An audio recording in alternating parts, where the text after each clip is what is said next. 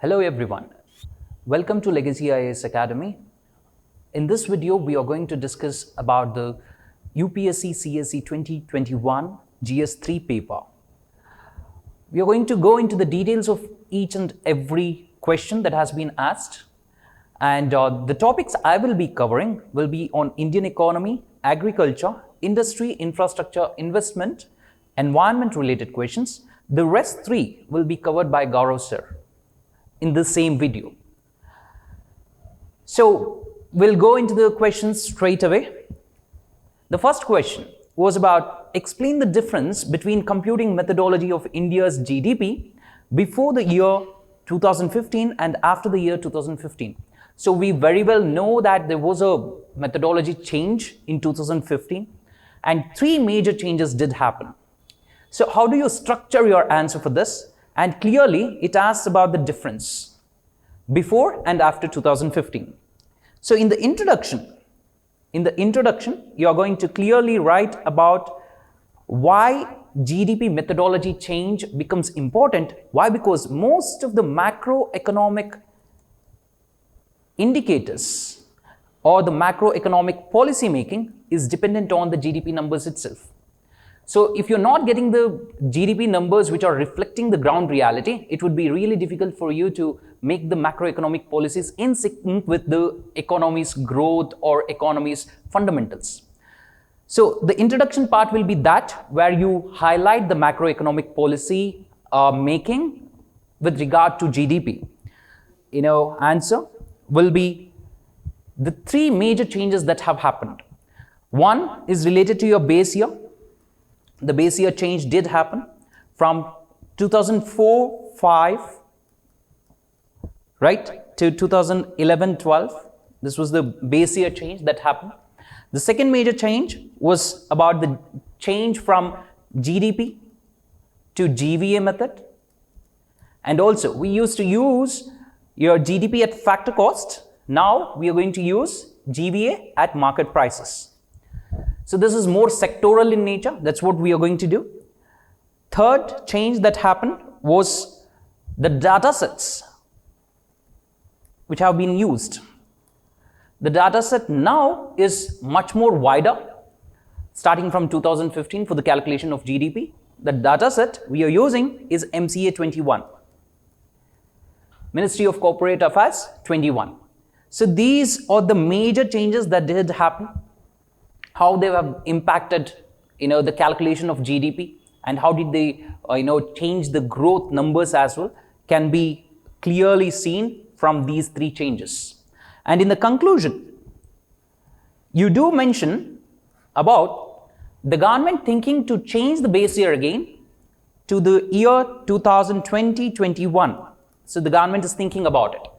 You have to mention about this and also do mention about why very often the government goes in for making the changes and on what basis the base year is chosen. This also you need to mention. The base year is chosen on the basis of what? The consumption pattern change, and also they are going to choose a base year in such a way that that year is rather stable macroeconomically speaking. Okay, so that's about the first question. The second question is again, when you look at the nature of questions this year around, the questions are rooted in fundamental aspects itself. Still, current affairs related economy questions are very less. Mostly they are fundamental, basis or fundamental concepts based itself. So distinguish between capital budget and the revenue budget. Explain the components of both these budgets. So it is only for 150 words. So in the introduction, you have to write about, what a budget is. Budget for us is annual financial statement. So I'm just writing about, the words that are supposed to be there in the introduction, annual financial statement. And the constitution does mention about AFS, as well as the constitution does not speak about the capital account and the current account. Capital account and the revenue account. So it speaks only about revenue deficit per se, right? Revenue deficit per se. That's what it speaks about. So In your capital budget as well as the revenue budget, you're going to have both the receipts as well as expenditure. So you have to draw the entire flow chart or the block diagram for your capital account and the revenue account. So budget account has revenue account and the capital account. And in each of these, you're going to have the receipts as well as expenditure. Okay, both of them, receipts and expenditure. Further, it has asked about, explain the components of both these budgets. So you're going to explain them as well. Even before you go to the explanation, once you have drawn this particular flow chart or the block diagram, you have to distinguish between the two budgets. The first difference between the capital and the revenue budget is that revenue budget is non-redeemable in nature. Non-redeemable. Whereas capital account is redeemable. This is the first difference you are going to mention. Second difference is that revenue account is for short term, whereas your capital account is long term. Third, revenue account is not asset creating. It does not create any assets, so non-asset creating, whereas capital account is asset creating. Fourthly, your capital account is the one which reduces the liability or creates liability. So reduces or creates liability. That is your capital account. Whereas your revenue account does not have any impact on the liability whatsoever. So these four differences you must mention once you have drawn the flow chart. And later on, under the receipts head, under the expenditure head, and here in the capital account as well, under the receipts and expenditure, pick the major ones and do explain about them. Okay. And in the conclusion, you can add a point where earlier we had this in the revenue expenditure, we had the plan and non-plan. As of now, we do not have such categorization just because we are not continuing with that planning thing anymore. So that you can conclude with for this particular question. Even if you do not have any conclusion for this question because you have so much information to put in, it would still be okay for this particular question. Okay, it's a straightforward question. The third question was related to land reforms. How did the land reforms in some parts of the country help to improve the socio-economic conditions of marginal and small farmers? So for you here, it is not necessary to write the definition of marginal and small farmers. Why? Because by the time you address the main part of the question, how did land reforms affect or improve socio-economic conditions, by the time you write the details of this, it would be 150 words. So introducing with a definition is not something that would be appreciated as far as I'm concerned. So what you're going to do, so in the introduction, write something else which is better. That is, with the fragmentation of lands soon after our independence, we had too many small and marginal farmers. And even today, these small and marginal farmers do exist. And when it comes to your land reforms that were undertaken after 1947, they have impacted socio-economically both the small and the marginal farmers. However, the impact has been only limited to certain parts of the country. So, which are these? When it comes to the body of the answer, which are these land reforms which actually impacted the socio-economic status? 4 land reforms which we clearly know of. One is abolition of intermediaries.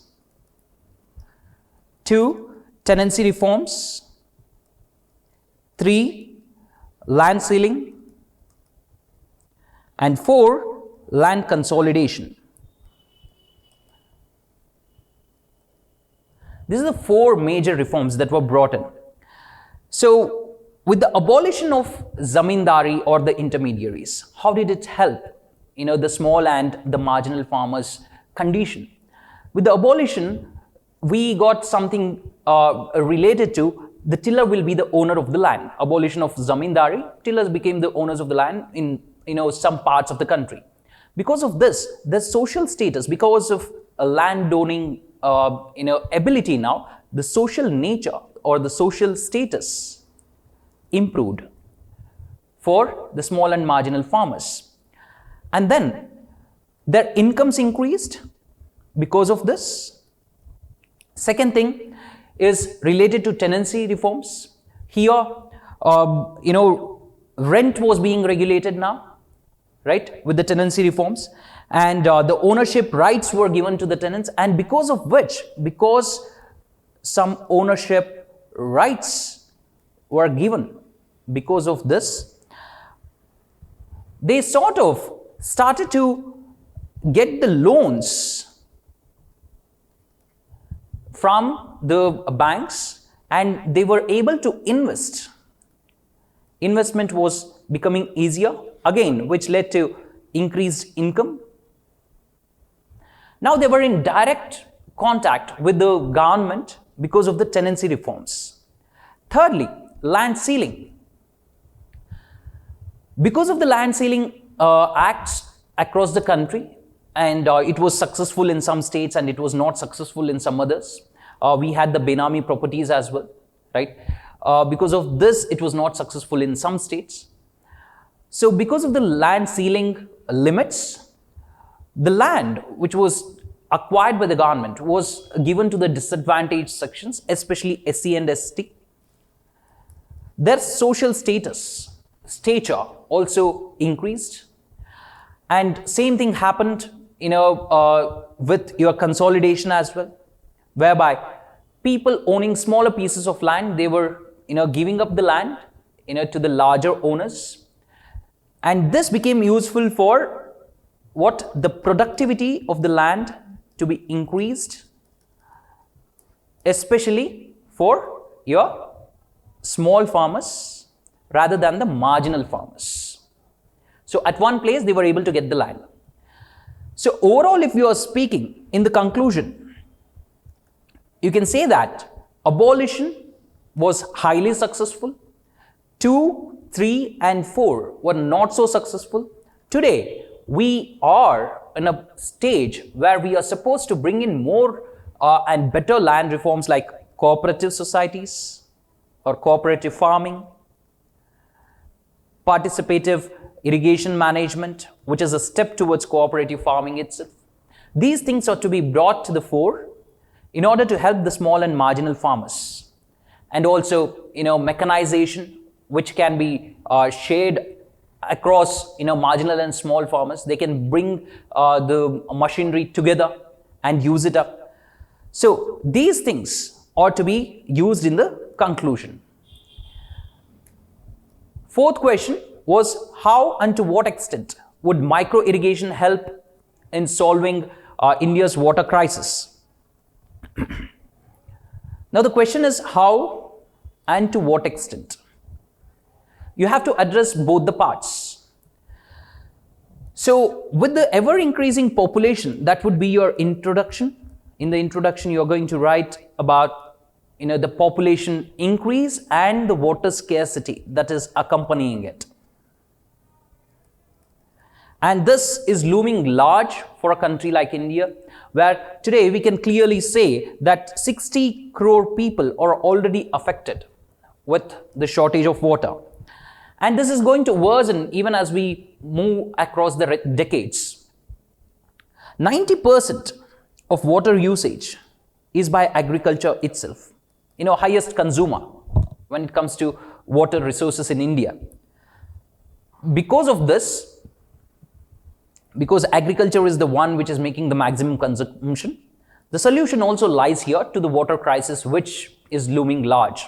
So, your micro-irrigation plays a huge role in this. Micro-irrigation involves two things, majorly: sprinkler irrigation and drip irrigation. and drip irrigation is found to be more efficient. So this you're going to use it towards the end. So when it comes to the body, you're going to mention that with the changing structure of economy, more and more industries are being started, and it is the requirement, of course. Because the industries are increasing, they are going to take up the lion's share of water. Agriculture has to be ready to give up that share. If it has to give up that share, it has to, shift to micro-irrigation. That is the first point. Micro-irrigation will be helping to make the shifting structure of the economy. It is going to be helpful for agriculture. That is the first thing. Second thing is the yield and productivity also increases because of your micro-irrigation. Third, fertigation is something that has been possible. Fertigation is delivery of fertilizers through irrigation, that is, through micro-irrigation, through drip irrigation especially. And this also increases the yield because, right amount of fertilizers are delivered almost equally to every part of the, crop. And finally, efficiency increases, as in wastage of water is reduced. Most of the times conveyance wastage happens. Why? Because if you are irrigating the land without any pipes or drip irrigation, it has to flow on the land where it gets easily drained up, and then runoff will be lesser, right? Percolation would happen only at places where it is required, and also evaporation would be lesser because it is delivered directly near the stems of each and every plant. So this would be the advantage. So this is how micro irrigation is going to be useful for solving India's water crisis. It will be using very less amount of water in agriculture. We can save a lot of water. And the second part, to what extent? To answer this part, to what extent? Presently, the efficiency of water usage in agriculture is somewhere around 75%. With the use of micro-irrigation, it can go up to as high as 85% to 90%. It can go up. And then we also have the drinking water problem. Even this drinking water problem can be solved. And one more aspect is that our groundwater, the water levels, right? The water table levels in the ground, it is depleting. For that reason, if we are using micro irrigation, it gives time for the water table to recharge itself, to rejuvenate itself. So groundwater can be recharged, right? This is the extent. And finally, you're going to conclude the conclusion part. You're going to use the schemes which the government has started. Pradhan Mantri Krishi Sinchai Yojana, participative irrigation management.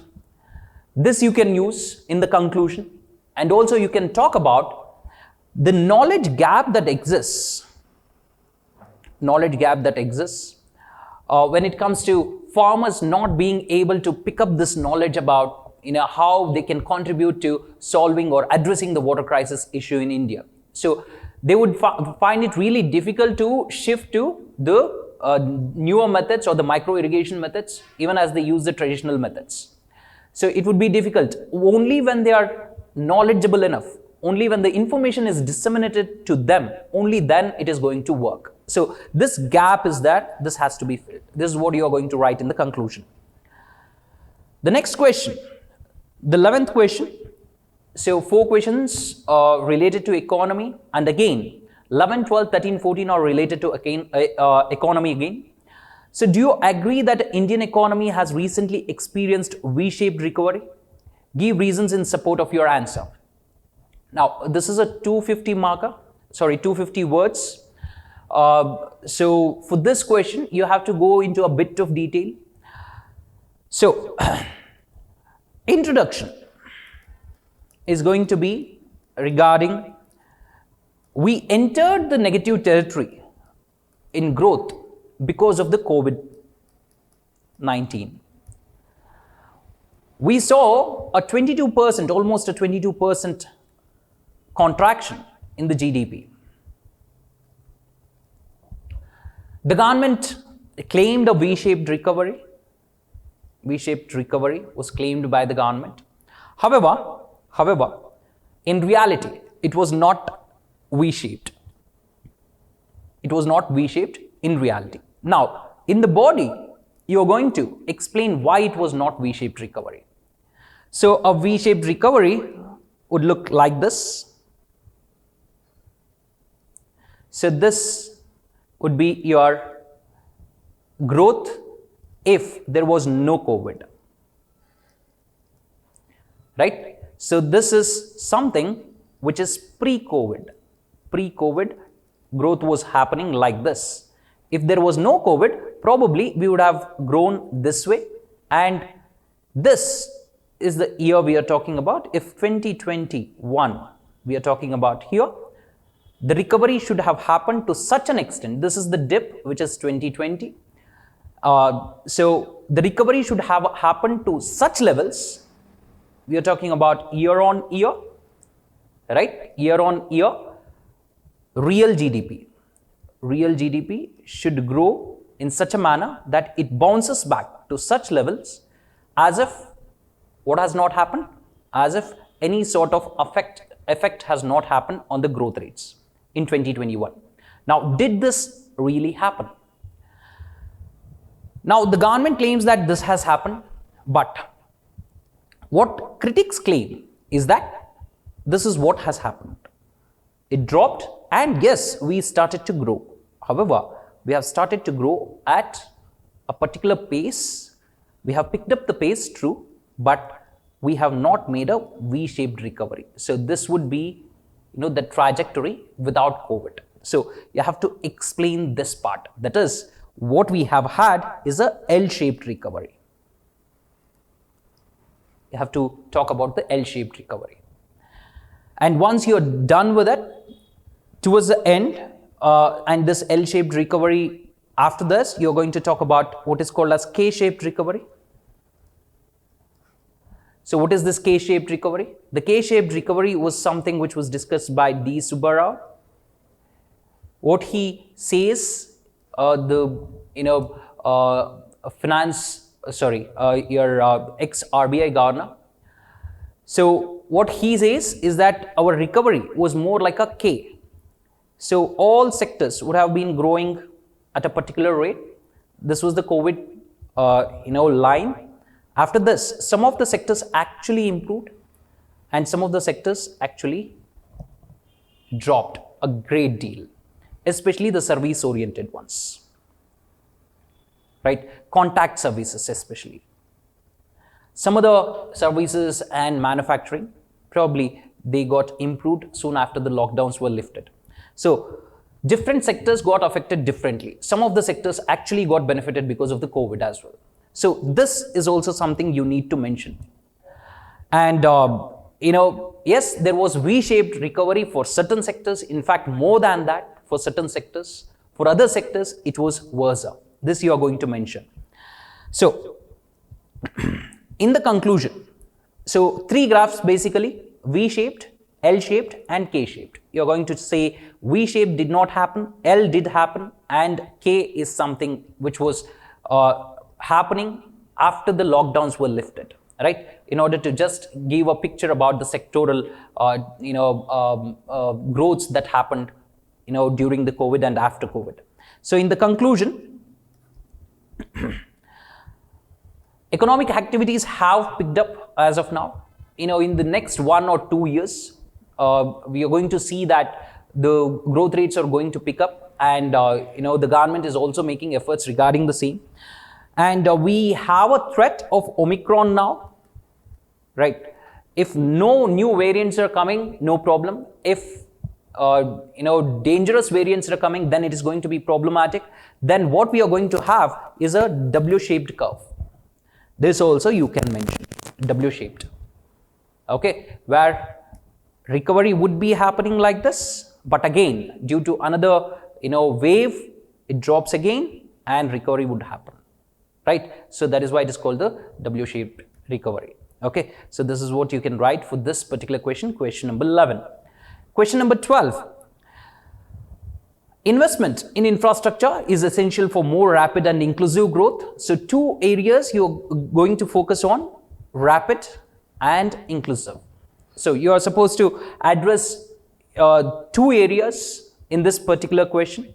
So investment in infrastructure is very much essential. This we know. In the introduction part, what you are going to write is that why India needs infrastructure and why investment in infrastructure is needed. We are aiming at a $5 trillion economy, right, by mid-2020s, by 2024-25. This is what our Prime Minister had aimed at. But as of now, government officially has not abandoned this target. It is still achievable is what the government thinks. And for this to be achieved, we need at least 100 trillion rupees as investment in infrastructure. That's what is required. So even to reach somewhere near this $5 trillion economy mark, we would be requiring this. This is the introduction part. And then comes the body. In the body, you're going to first talk about how, more rapid growth is possible. More rapid growth is possible because of investment in infrastructure. Here, you're going to write about the more you invest in infrastructure, the more you invest in infrastructure, the better the chances of connectivity, trade, right, production, employment, demand generation. You are going to link everything that's there. So that's how rapid growth would happen, right? So a demand-driven cycle will be initiated because of more rapid growth or more investment in infrastructure. The second part of the question is inclusive growth. Here you would invariably talk about how investment in infrastructure will lead to more income generation overall, and more income generation would lead to more investments, and it would lead to employment generation again and trickle-down effect. Trickle-down effect. And this trickle-down effect is what we generally think of as inclusive economic growth. So, in India's experience, inclusive growth was supposed to happen after 1991. Why? Because rapid, growth is happening, but it has not happened in case of India. For that reason, government has launched several schemes in order to deal with this inclusive growth. So do mention those schemes here and there, right? One or two you mention. And in the conclusion, you do mention about the infrastructure as a, as measures to push infrastructure, investment in infrastructure. We have national monetization plan, various PPP models, because the government does not have enough money to make investments in infrastructure. We are coming up with PPP models. FDI rules are being liberalized, and giving infrastructure status to various sectors so that investments become easier. Getting credit becomes easier with infrastructure status. So these are all the things which the government is doing to promote investment in infrastructure. And next, the 13th question was about the salient features of National Food Security Act 2013 and how has the Food Security Bill helped in eliminating hunger and malnutrition. This is a very direct question, salient features. I'll tell you how to actually deal with this particular question. Why? Because look at the second part, how has the Food Security Bill helped in eliminating hunger and malnutrition? How do you deal with this? So in the introduction, you do mention about, the objective of NFSA 2013, it is for providing nutritional and the food security for life cycle, for the entire life cycle, and to provide the food grains at affordable prices. That's the objective. Do mention that in your introduction. And in the body, salient features, go for the salient features and mention about the beneficiaries, right, and what are the benefits that they are going to get, how identification is done, and women empowerment related, right, that is the eldest woman in the household will be the one who will be considered as the head of the family, and ration cards will be issued in her name. Grievance redressal mechanism at district and state levels. So these salient features you mentioned. Now you save some other features of the act to address this hunger and malnutrition part of the question.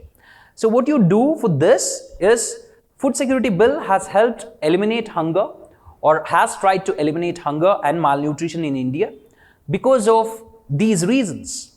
One, it is the one which has the midday meal scheme, right, for children from 6 months to 14 years. And then for lactating mothers and pregnant women, it is going to provide the food as well as monetary support. Food security allowance is provided in case of non-provisioning of food. Antyodaya beneficiaries are there for the poorest of the poor, that is, and presently linking to Aadhaar so that nobody gets missed out of the benefits.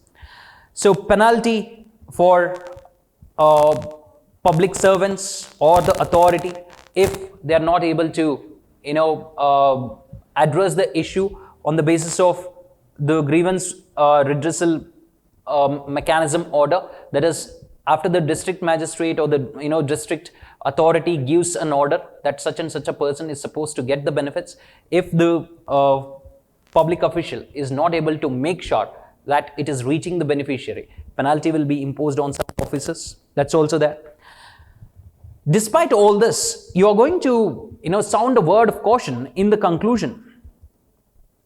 Time and again, quote a report based on malnutrition and hunger, do mention that despite all the efforts and the good things in NFSA, we are seeing a lot of stunting and wasting in children. We find malnourished children in India. And also mention about the problem in the act itself, where you have ghost beneficiaries, and also we have exclusions which are supposed to be the inclusions. That is, incorrect exclusions are there when it comes to your NFSA. So that's another problem which is to be rectified. So this you are going to mention in your conclusions. And the next question: present challenges of crop diversification and how do emerging technologies provide an opportunity for crop diversification. So one thing you are going to mention is present challenges, and then about emerging technologies. So a clear delineation has to be made. Two parts of the question you have to address. So first mention in the introduction, if you know, it is better if you mention the need for crop diversification. Crop diversification, why is it needed? The need, that is for nutrition security, we can say. And also to save the biodiversity, we need crop diversification today. And also, if you know the types of crop diversification, so you have what is called as structural diversity that can happen, genetic diversification, including the fodder crops, crop rotation. These are all the examples of crop diversification itself. So once you have mentioned this in the introduction, in the body, you have two parts. One is challenges, the present challenges to crop diversification, and technologies, emerging technologies, which can help crop diversification, emerging tech. So the first one is related to the challenges. Majority of our areas, agricultural areas, falls under rainfall dependent areas. That is almost more than 50% of the areas are dependent on rainfall. Basically lack of irrigation. So that is why you stick to the crops you are growing. Secondly, inadequate seed supply, quality seed supply will not happen. Right? Even if you want to shift to a different type of a crop, quality seeds are not available. Third reason, fragmentation of lands have happened, because of which you can't use mechanization and technology utilization is low. Right? That is why you don't want to change the type of crop you grow. Fourth, agro-based industry, weak linkage. Agro-based industry, there is a weak linkage. So whichever crops you have been growing conventionally, you just keep growing the same. Fifth, so research extension is also weak. Research extension is also weak. MSP in some areas causes farmers not to grow anything else apart from the MSP crops. Seventh, as of now, Fasal Bima Yojana is there, which is linked to, that is your insurance for crops.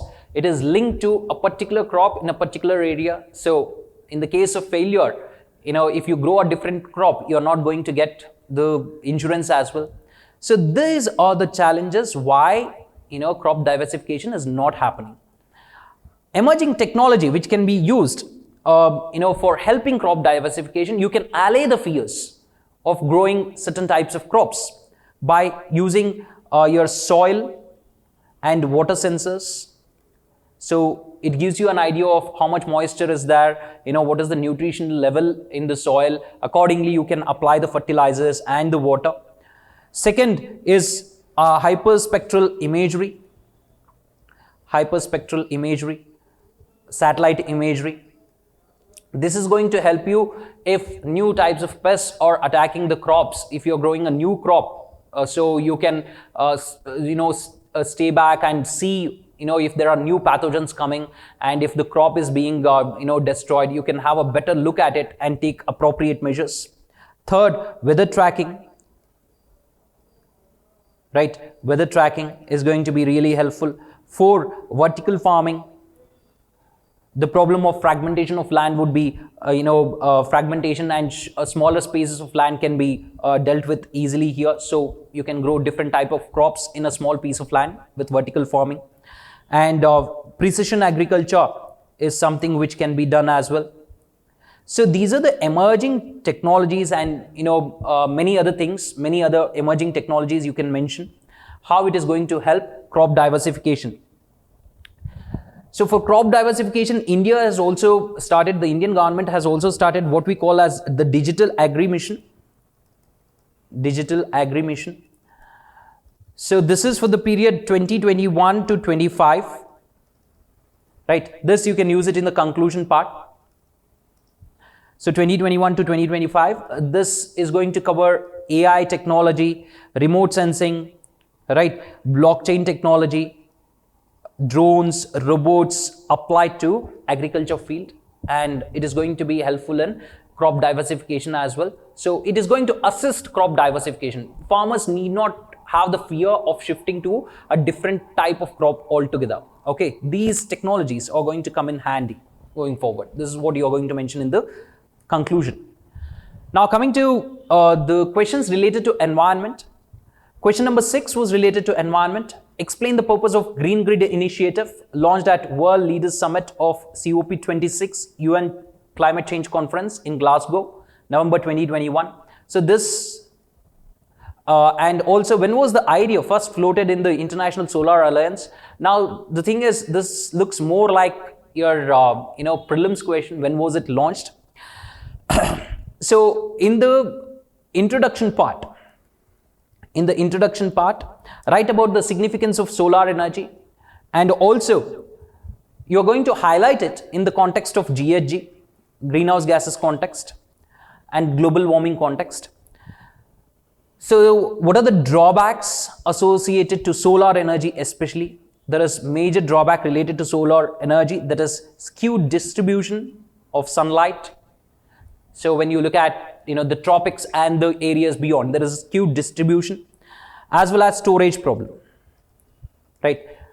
This you mention in the introduction. Keeping these things in mind, so we have come up with the Green Grid Initiative at COP 26. So in the body, do mention about all the purposes and the features about your Green Grid Initiative. Also mention about one sun, one world, one grid, right? You mention about it. So you clearly know it's about one grid, for cross-border transmission of electricity. Whichever country has produced more, it can transfer the electricity to the next country. Such a thing is existent already with the countries in and around us. So the idea is to first have it at a regional level, then expand it across the continents. As of now, Bhutan, Bangladesh, India, Myanmar, and Nepal, right? We have what? Interconnected grid. So the same thing should be happening at a global level. Intercontinent and inter-region should happen. So this is the idea behind what? Your Green Grid Initiative. So technology transfer, uske baad financial aspect, AB, isme include hota hai. I mean to say all those features ought to be mentioned in the body. And then when was this idea first floated? This becomes important because India is the one which floated this idea. So single global grid ka idea for solar energy was first outlined in the first assembly of ISA in late 2018, and India is the one which floated this idea, and it has been materialized now. Okay, so that's why they have asked this question. And in the conclusion, do mention about, in order to meet the Paris targets and now the Glasgow targets or the Glasgow commitments which the countries have made related to reducing the carbon, carbon contribution. So we must take up such initiatives like Green Grid Initiative or the OSOWOG, right? This is to be done if we are to meet those targets and make the planet cleaner. This is required. And next is question number 7. Key points related to revised global air quality guidelines recently released by WHO. So key points ke bare mein baat karna hai. That is the first part. How are these different from its update in 2005? So a comparison, and then what changes in India's national clean air program are required to achieve these standards. Now, so 3 questions addressing in 150 words, it's going to be a tough ask. Why? Because you would be knowing too much content, and to put it in 150 words is going to be a bit difficult. So what you're going to do is straight away, what are the key points? You put that in the introduction itself, right? In the introduction itself, you put across the key points. So that is, it has recommended the reduction in the level of pollutants across all pollutants, right? And also, another key point, pollutants, another key point is about, it does not just aim health. The recommendations do not mainly aim at health aspect of the individual. It also talks about the global warming. The recommendations are in the context of global warming as well. This you are going to mention in the introduction itself. Now, differences, speaking of the differences, of course, reduced levels, some of the reductions are required for the GHGs as well. Governments are asked to strictly reduce the level of reduce the level of pollutants. Stricter norms are to be imposed. This is what your WHO asked them to do. And 6 classical pollutants you do mention about the levels which were there in 2005 and which have been put out now. This is for the first time since 2005 they have given the new guidelines. And then there are new features as well. There are some new features which were not there earlier. For long term, there are targets. Interim targets are also there. So the long term targets are called the AQG levels, air quality guideline levels. Interim targets are also given. And also, one more addition is good practice statements. Good practice statements is also given. This is for the pollutants which are not yet considered to be really pollutants because of the lack of evidence. Insufficient evidence is there. But what WHO has done is, we still have to give something about these pollutants which we do not really consider as pollutants as of now because of the lack of evidence. So some of these pollutants include sand and dust storms, right? And then black carbon and ultrafine particles.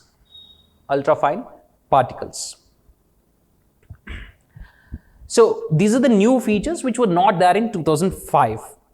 So what are the changes which are required? Changes required in NCAP. You are going to clearly mention that whatever changes which the WHO guidelines are asking for, they are not necessary for India to implement them. Okay, they are not necessary.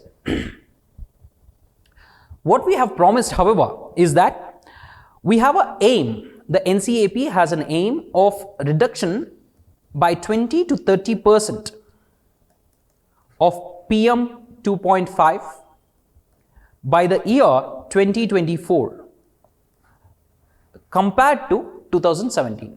2017 level से 20-30% कम हम कर देंगे. This is what NCAP actually says, right? So what changes are required, or do we have to make changes? Yes, we have to make changes, given that the pollution levels have increased. We see that in Delhi as well. So going by the standards, even for 2005 levels, 2005 guidelines, if you just take one example, 2.5, 2.5 PM, particulate matter 2.5, even for this, the levels which your WHO guidelines has set was 10 micrograms per meter cube. This is what it has set, and we have set under NCAP, which was outlined in 2019 at 40.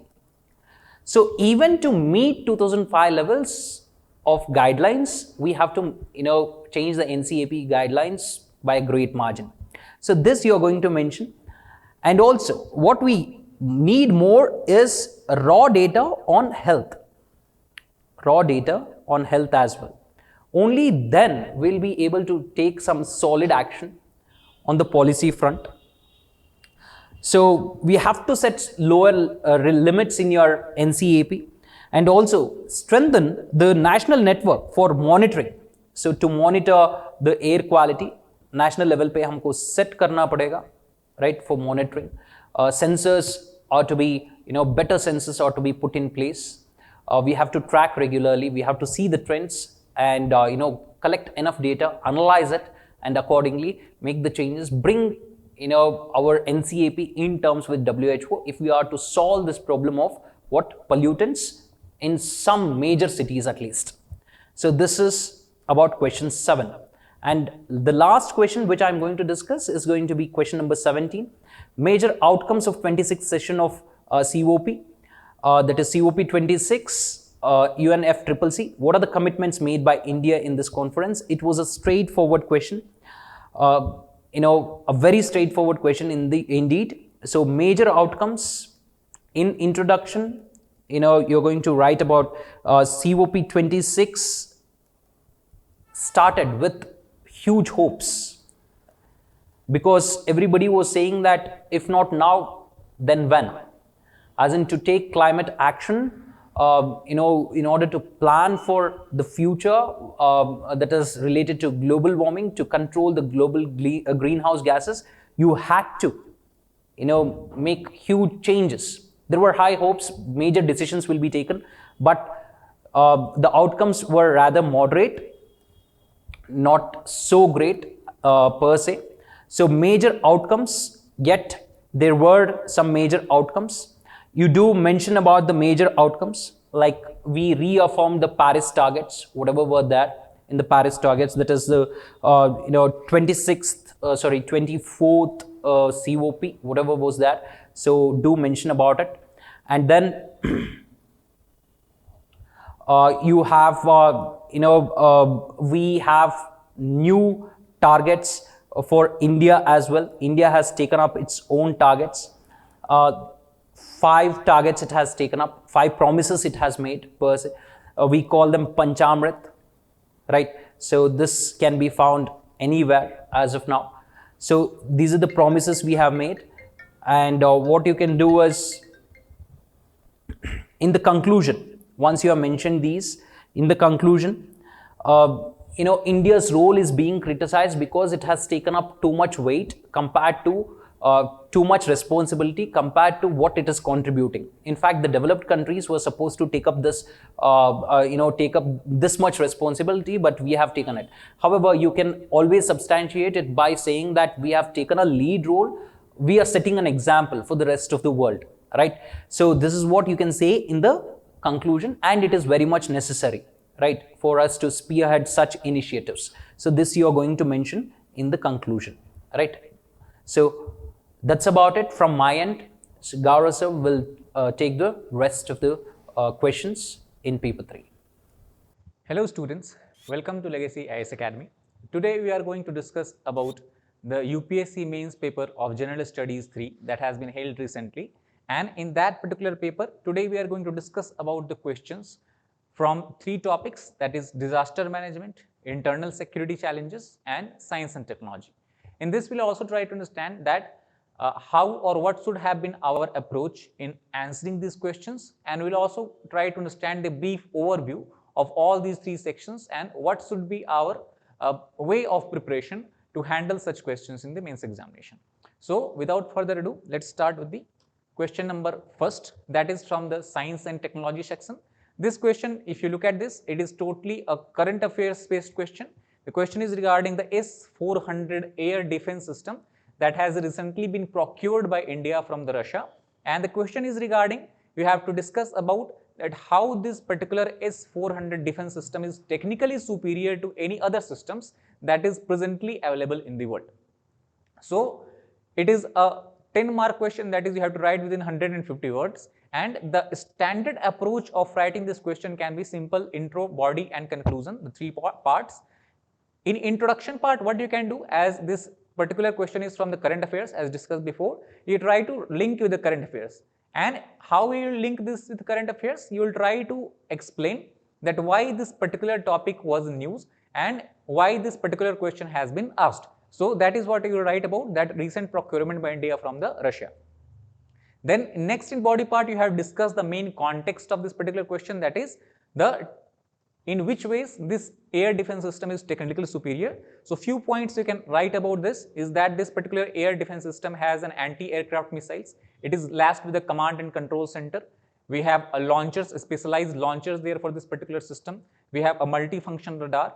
We have autonomous detection and targeting system. Apart from that, in the long range, as far as the long range capability of air defense system is concerned, it can lock on any target within a radius of 400 kilometers and all kind of target. That means whether it is UAV, that is unmanned aerial vehicles, it can be fighter aircrafts, it can be even any kind of missile. So that is why it has a varied uses, and not only that, but even at a single point of time, it can lock on minimum of 36 targets, that maximum 36 targets that it can simultaneously launch attack on and can destroy. So these are the few of the important features of this defense system that makes it unique and much more suitable for the India's long range defense capabilities needs.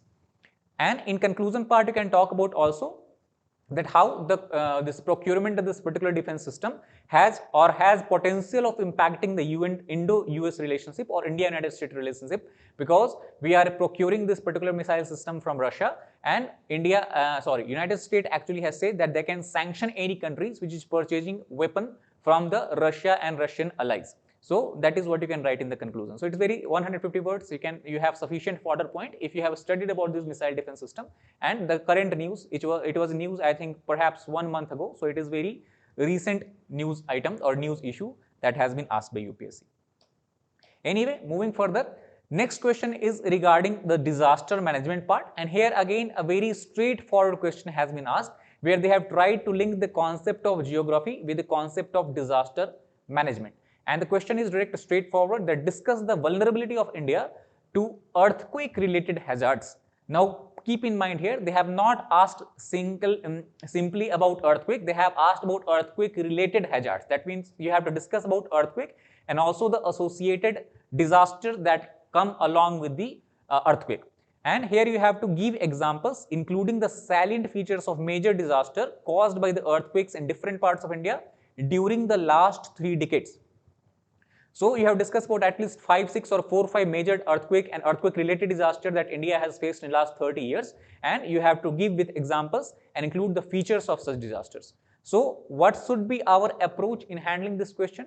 Simply, as it is a disaster management question, you have the concept of geography. So essentially you should try to present a map of India, and on this particular map of India you should try to present those zones. As we know that as per the seismic survey conducted in India, the whole earth, India has been divided into 4 major zones, zone 2, 3, 4 and 5, depending on the vulnerability toward earthquake. And depending on after drawing such map, you should try to explain the vulnerability of different zones, and also you can briefly on the same map you can display that why this particular zone is more vulnerable, why a particular zones or particular regions of India is less vulnerable to the earthquake. Then further moving on, you have to discuss the main point of the question, that is in details how earthquake has caused other disasters in last 30 years, and then you can in conclusion recommend or suggest something that what measures government should take or what measures the people of the country should generally take to ensure that the impact of earthquake can be minimum on the lifestyle, economy and the society of the country.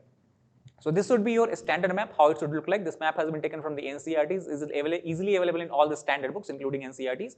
So the seismic map was created in year 2002 after 2001 Bhuj earthquake. The map was revised, and currently the India is divided into, as we discussed, 4 zones: very high risk zone, moderate risk zone and low risk zone. All of this you can clearly see is given on the map.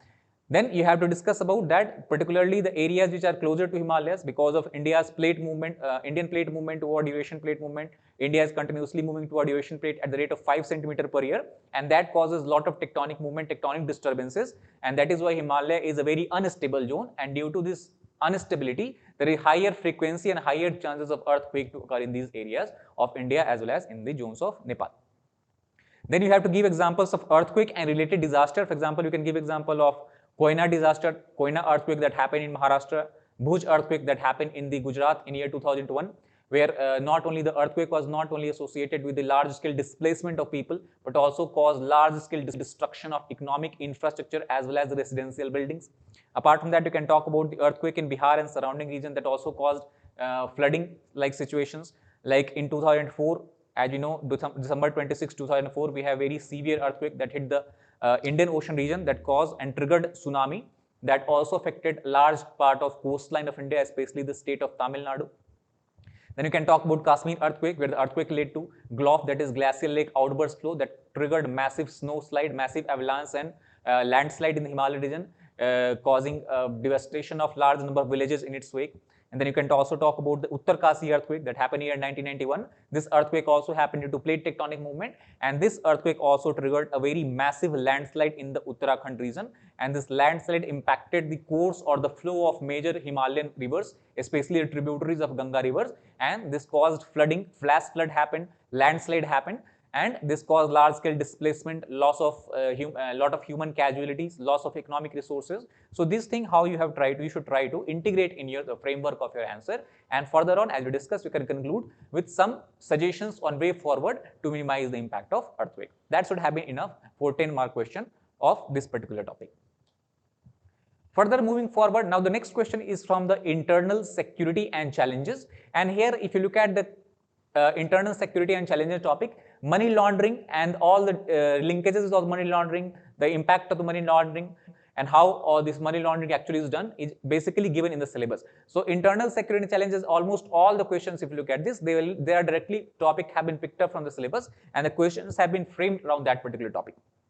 So here they have tried to ask you regarding the money laundering, but how the emerging technologies and globalization, 2 points are there to keep in mind. You do not have to just discuss simply about what is money laundering and how money laundering occurs, but you should try to link in your answer that how money laundering is contributed by the emergence of new technologies as well as in the era of globalization.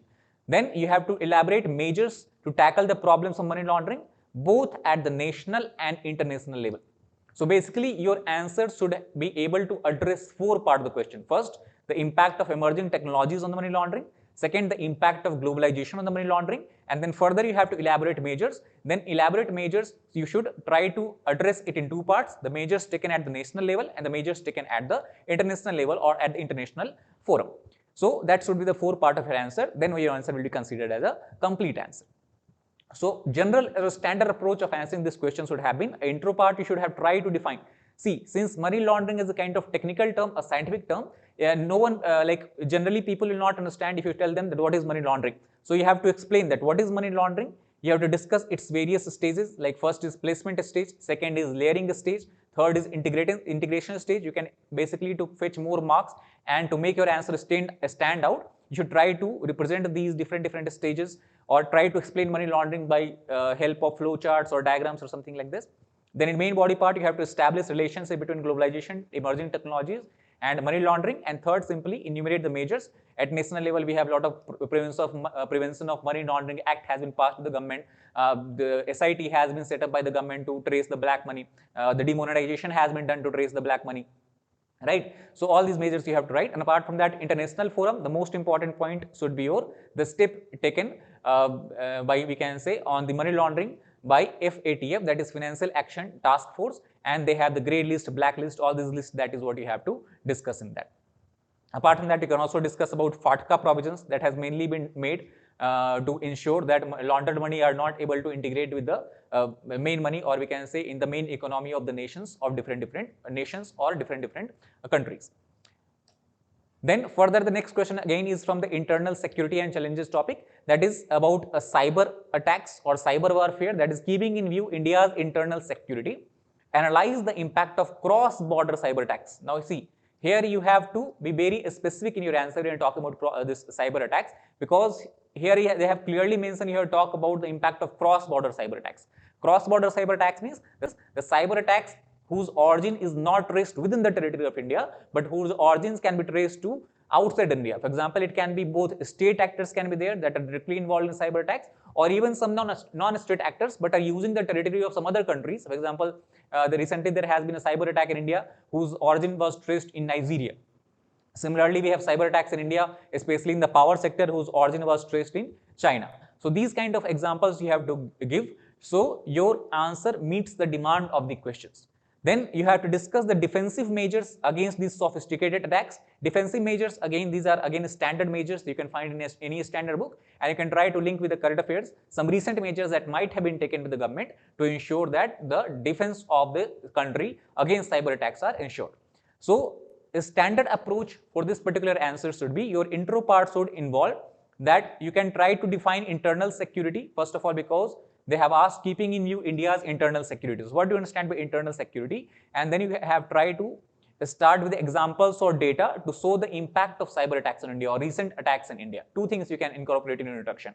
Either give example of recent cyber attacks, or you can give or quote data that how the cyber attacks has been continuously growing year by year in India.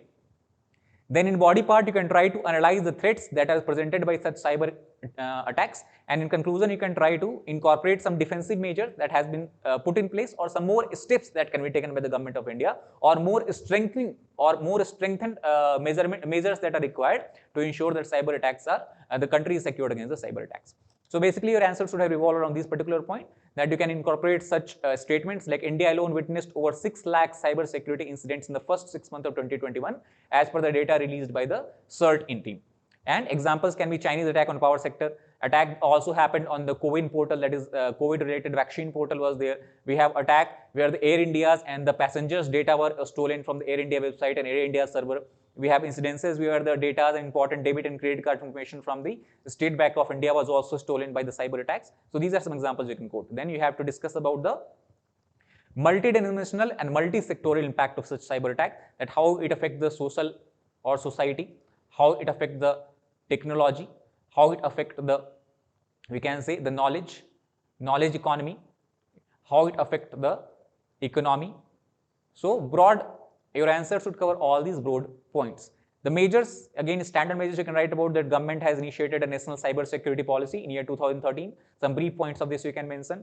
Government has established CERT-in, that is Computer Emergency Response Team, that is on all India level. And also not only that, government has also established sectoral CERTs. For example, CERT for power sector, CERT for defense sector, CERT for aviation sector, CERT for nuclear energy sector, like this. Then government has also come up with initiative that is called as Cyber Surakshita Kendra. Government has also established NCIAPC, that is National Critical Information Infrastructure Protection Center, to ensure that especially critical infrastructures are like the power sectors are there, railways are there, nuclear energy are there, aviation are there.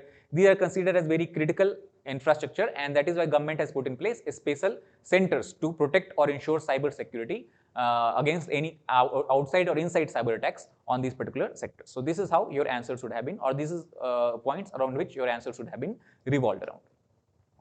Then next is a question that is related with science and technology, especially with reference to biotechnology. Now, if you look at the pattern of UPSC questions, repeatedly they have asked questions from biotechnology sector, both in prelims as well as mains examination. So this is emerging as one of the very important sectors in science and technology, or subtopics in science and technology, where you should try to focus your attention upon. So the question is straightforward, that what are the research and development achievements in applied biotechnology? Now, good thing is that they have not asked that achievement that has been done in last few years or past 1 year or 2 years. So you can have a broad, we can say, area where you can answer like whatever research and development achievement that India has achieved on, or world overall has achieved in the area of biotechnology in last 10, 20, 30 years. Then apart from that, you have to talk about how will this achievement help to uplift the poorer section. Now, this is very, very specific dimension of the question, where you just not have to address the achievements in the applied biotechnology, but also have to try to relate with this, how this achievement will actually help in upliftment with the poorer or marginalized section of the society. So general approach for this particular answer should be, first of all, you can try to introduce by defining what do you understand by the term biotechnology or applied biotechnology. After that, then you can discuss the major breakthroughs that has been achieved, and then finally you can analyze their impact on the poorer section of the society. For example, you can write the definition of biotechnology as such, given by the different we can say societies. For example, biotechnology is simply a technology based on biology. It harnesses cellular and biomolecular processes to develop technologies and products that help improve our lives and the health of our planet, right? Apart from that, even if you do not remember the standard definition given by some books or given by some journals from biotechnology, by your own understanding also you can try to define biotechnology. That will also be okay.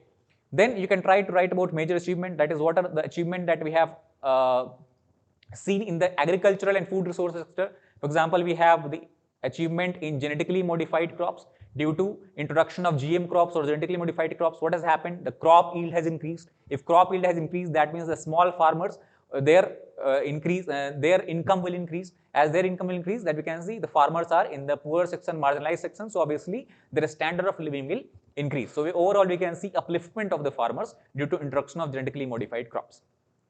Apart from that, food resources, we have food resources like biofortification is one such process where we try to introduce important minerals and vitamins in the food resources that are distributed to young children, especially in the midday meals. So this will also lead to increase in the nutrient level, and overall nutrient status of the poor section will increase.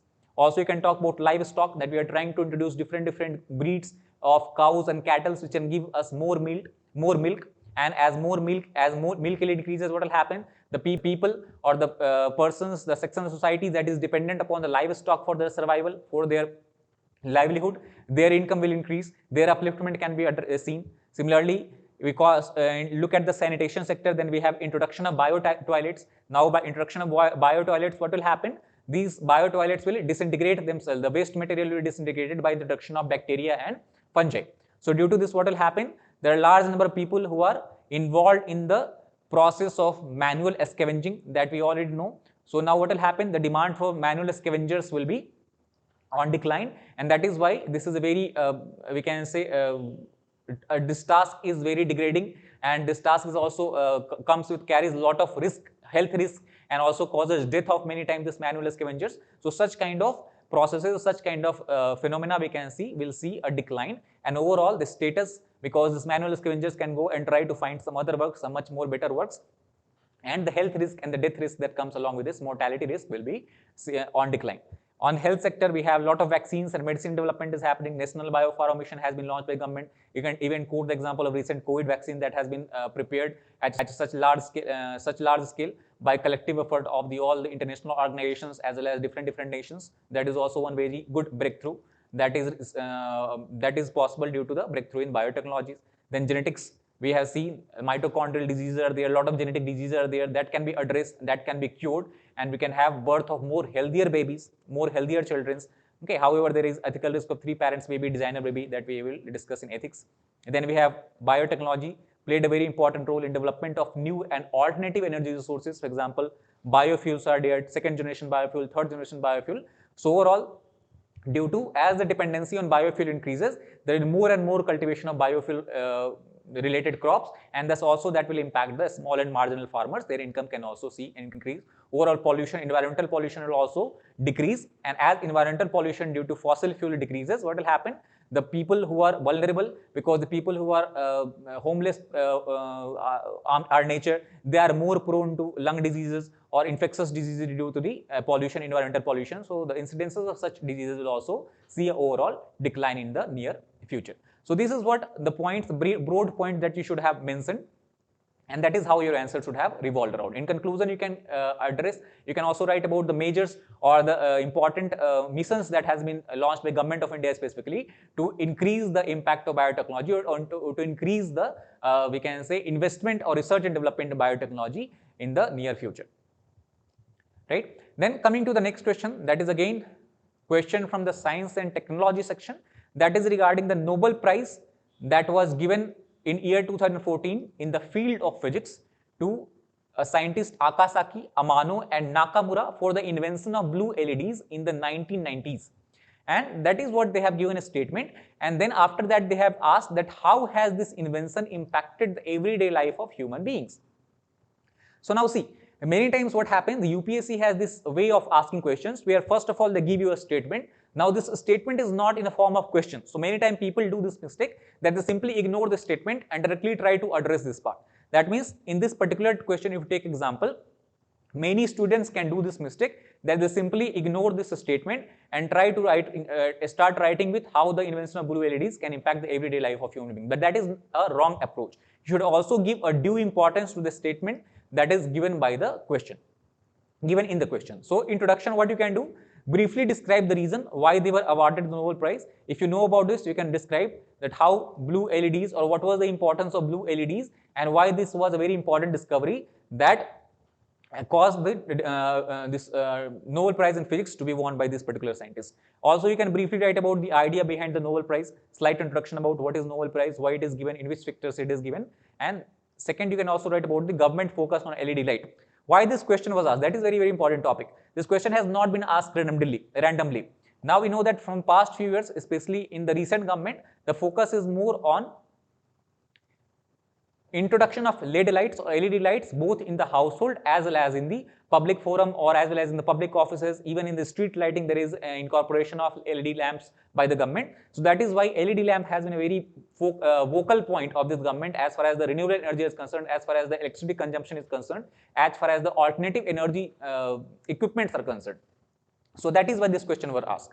Now, so that is why if you write about the government focus on LED light, that means the examiner will become very happy, because now you have been able to understand that why this question has been asked. And that is why every time you try to address the UPSC question, try to think that whether some current affairs topics or current affairs issues is going on in news, some steps or some missions that has been launched with the government. If a particular question can be linked to that particular mission or that particular issues, then that will be very, very good introduction.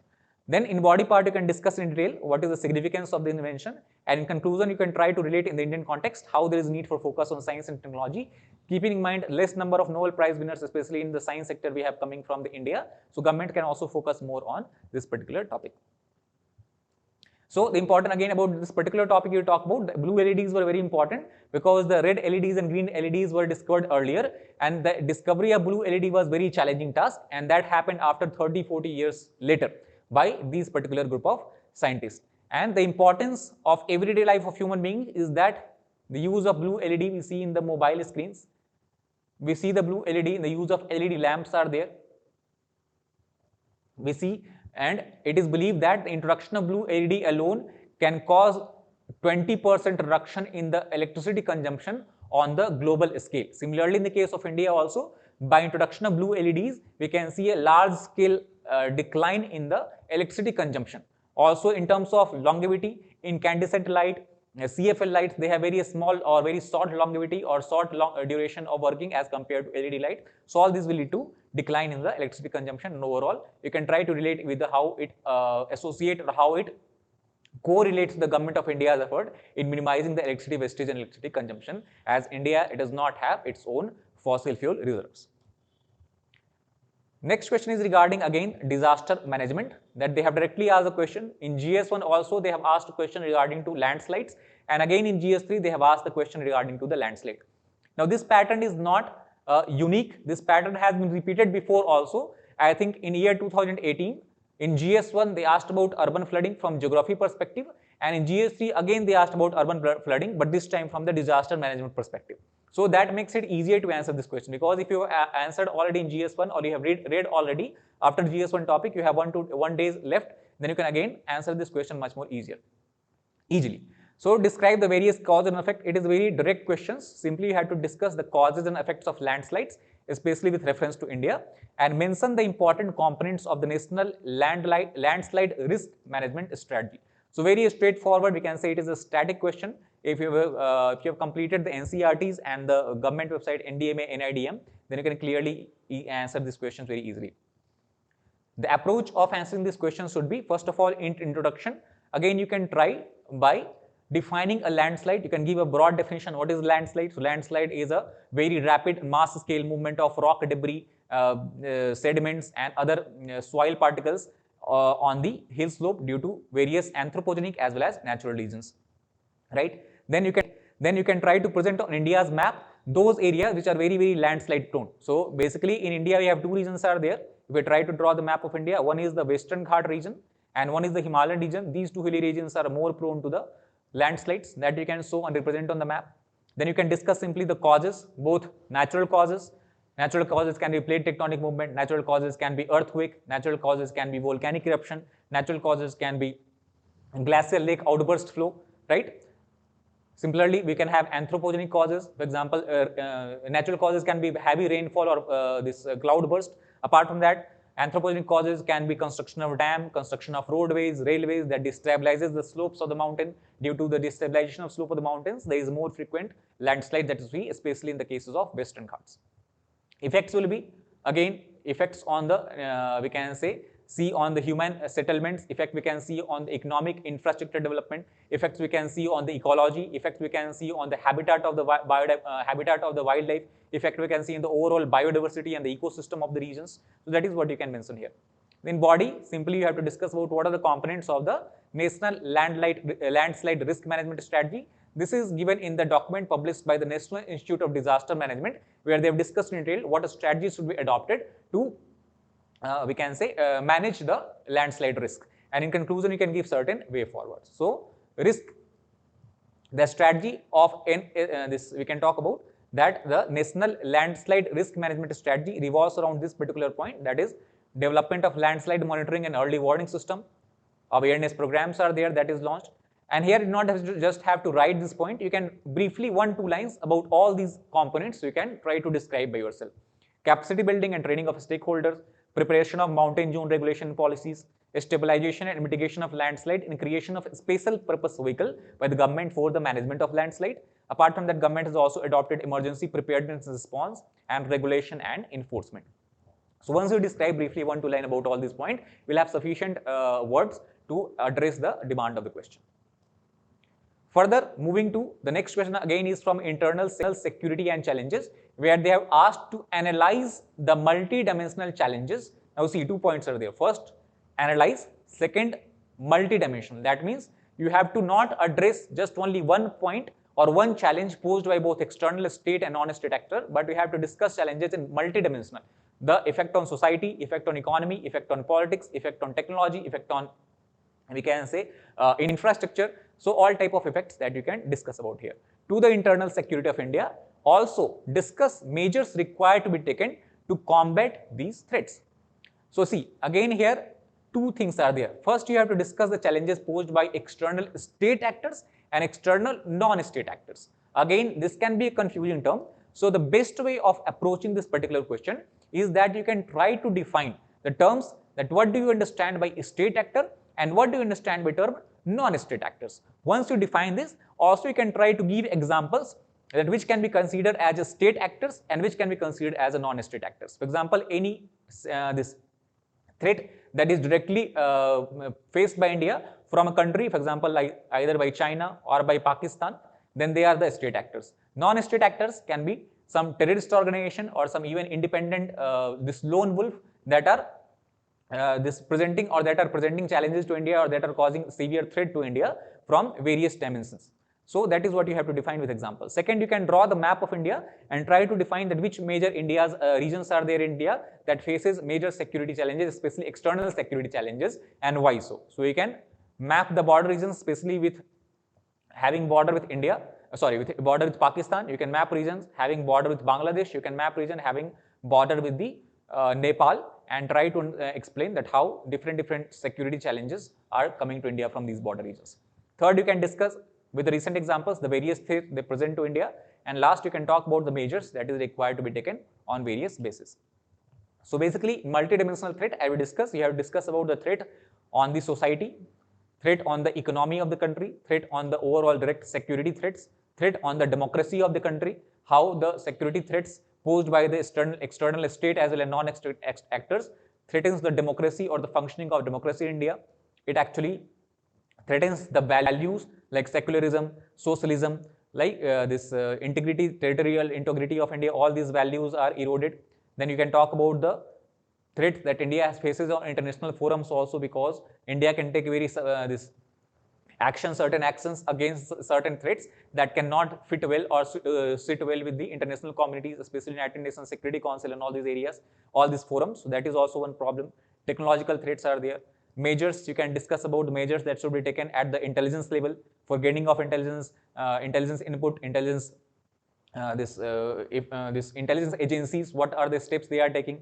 You can also talk about the police and the government agencies like IB, CBIs, we have the international intelligence bureaus are there, RAW is there, how we should try to incorporate or what should be strengthening measures that should be taken to increase our preparedness against these attacks. You can talk about the reform in judiciary that is needed. You can talk about the collaboration needed at the international level to deal with the threats of terrorism. You can talk about the need of military modernization in both army, air force and navy. and you can also talk about the appropriate training that is required to be given to the either government agencies as well as the military in terms of or in times of increase in the or in case we can see in the change in the character of terrorism in terms of both changing technical parameters or changing in the globalization and all this integration that is happening around. The next question is regarding the analyze. You have to analyze the complexity and intensity of terrorism, its causes, linkages, and obnoxious nexus, and also you have to suggest measures required to be taken to eradicate the menace of terrorism. So again, it is very simple, straightforward question. First of all, you can start by defining what is terrorism. In a standard books, you can simply see the definition of terrorism is given clearly given, and you can also give examples of terrorist threats or terrorist attacks that India has faced in last 5-10 years. Then in second way, you can try to discuss how the terrorism is evolving and how it has taken a much more organized and complex form. Third, you have to discuss about the nexus of the terrorism with organized crime, nexus with politics, nexus with the states, that means external states, countries like Afghanistan, Pakistan, China, cyber criminals, etc. And then last, you can discuss the way forward measures needed both at the national and international level to address this threat. So that is overall this parameter of this particular question. So that is overall the question that has been asked from 3 particular sections, that is disaster management, security, and the science and technology. Overall view, if we try to look at for these particular 3 sections, we see the questions are not very tough in nature, they are very moderate in nature, and all the questions that is asked by UPSC is as per the wordings or the words or the terms that are given in the syllabus. So the best way or best approach to handle this topic is just download the syllabus of UPSC or have the syllabus of UPSC with yourself and try to prepare yourself on each of the topics and subtopics that are given there. At least you should have a 300-400 words notes prepared on each topic, so that if a question is asked on that particular topic from multiple dimensions, you can at least try to answer this either in 150 words or in 250 words, 10 or 15 mark question depending on the nature of the questions.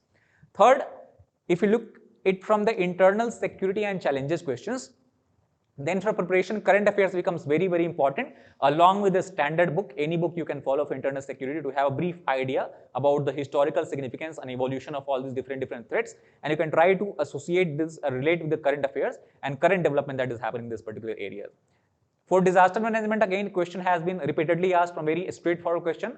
So for preparation, you have to prepare from the NCERT standard disaster management or geography textbook, and you have to same time try to prepare each of the 6-7 disasters that are given in your topic from the website of NDMA, especially NDMA guidelines are given regarding to each disaster. So the important points, you should have 1 or 2 page note on the NDMA guidelines on each of these disasters. Somewhere questions are asked or being asked from last 5-6 years around these guidelines itself. This year also regarding landslide, the question has been asked, and specifically if you look at the NIDM, that is National Institute of Disaster Management, that has been established under NDMA Act, they have given up this NLRMP that has been asked. From there you can get the fodder point for that particular topic. As far as science and technology is concerned, the best way to prepare is, again, this is not a study topic. Most of the questions are regarding current affairs, development that is happening in the national and international space, and the best way to prepare is the newspaper along with the government website, especially regarding to the biotechnology, and the website of Ministry of Science and Technology, Department of Biotechnology, Department of Space Sciences, Department of Atomic Energy. These websites you should periodically refer and try to include some points from the annual report they publish. So you'll have a brief idea about what are the steps that government is taking in these particular sectors. So again, to briefly summarize, for internal security and challenges, standard books along with the current affairs from newspaper. For disaster management, NCERTs plus NDMA. For science and technology, government website plus current affairs. That should be your approach of preparation. And then you should try to more enhance your answer by including more flowchart, more diagram, more innovative way of presenting your answers. That will make all the difference. So that is all about the GS3 paper of science and technology, disaster management, and internal security challenges. Hope you like the video, and this video will help you for people or for students who are preparing for the next year, or also for people who have given this year mains examination and want to see that where they might have done mistake and what else they can incorporate in the answer to get a better mark. So that is all for today. We'll come again with another interesting and new video. Till then, take care. Thank you very much.